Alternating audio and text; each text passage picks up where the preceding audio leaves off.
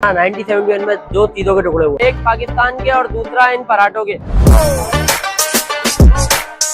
शुरू किया 1971 में।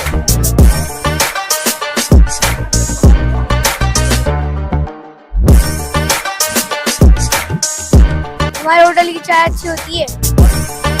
भाई मैं तो यहाँ पे आ रहा हूँ तकरीबन 25 साल से ना, और ये भाई हमारे बहुत दूर से आए हैं, अमेरिका से आए हुए। अभी चाय आ जाती है तो फिर बताते हैं आपको। इस जमाने में बड़ी बूढ़ी औरतें घरों में चूड़ी बनाकर देती थी, बच्चों को बड़ों को बड़े शौक से खाते थे।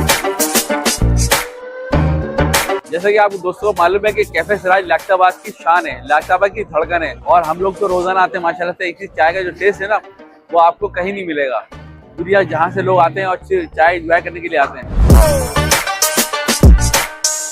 जो गरीब बंदा होता है उसको ऐसी फ्री में भी नाश्ता कराते थे, संभालते थे। ये बिल्कुल बेस्ट है मेरी नजर में।